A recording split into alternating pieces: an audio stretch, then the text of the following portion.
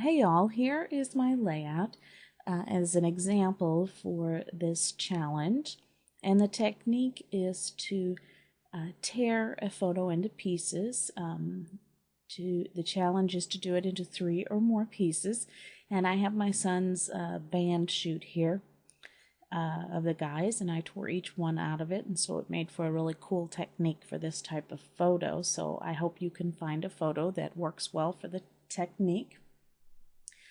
I'm going to show you several videos on how I did this, but the first one is what actually made this photo, and that is to use the atomic cupcake actions.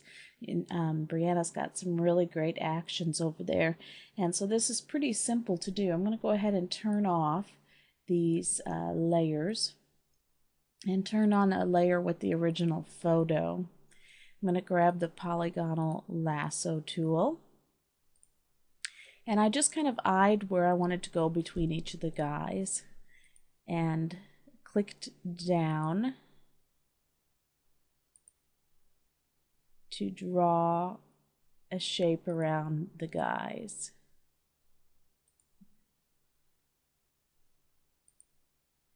And once I had that shape, I made sure my photo layer was the active layer and hit Control-J on my keyboard.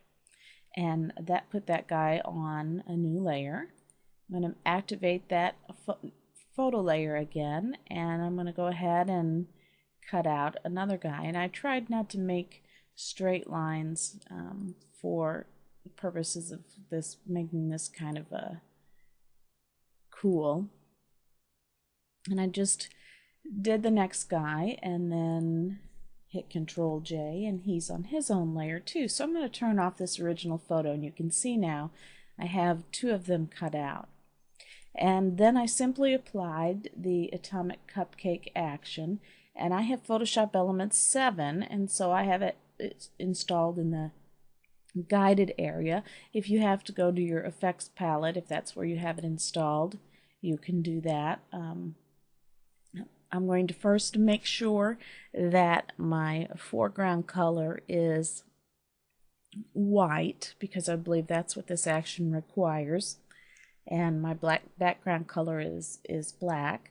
I'm going to hit Control on the keyboard and click on the thumbnail of the layer to get marching ants around this guy.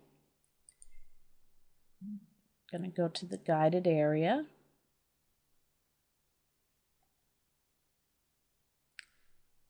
Action player, and there are quite a few atomic cupcake actions out there for tearing. There's one that's the wild tear that's really cool.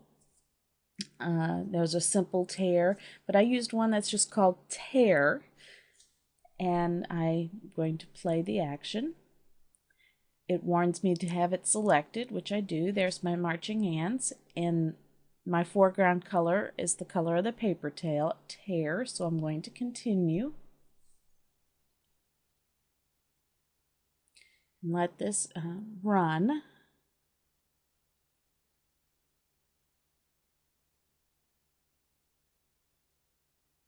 There it is done, so I'm going to hit the full mode again. Use the Move tool to bring this right back into my photo. Control-D to deselect.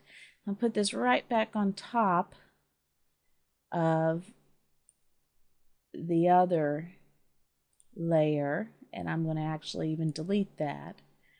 And I did that for each of the guys, and so I'm going to turn these off and turn back on the ones I did previously. And there I had each of my guys. Now for my purposes, and you know, your layout's going to be different than mine, but I'm just showing you how mine is. I applied drop shadows to these layers, and I wanted them to be a really high drop shadow. So you'll notice here that the drop shadow is really high. And then I took that original photo and I made it into black and white and put it behind this photo so you could get the detail and how the whole photo was composed. And then I went ahead and I duplicated that photo and made a sepia tone of it, and I turned it and put it behind the black and white one. You can do whatever kind of techniques you want. You can, put plain paper behind it, whatever ideas that you can come up with. You can leave the original in color behind it. I kind of liked the black and white. And then I used, this is just a solid colored background, and I used some brush work. I just applied a quick brush to the background to make it grungy. And so there's my layout, and in the next video I'm going to show you some other methods that you can use to make this layout.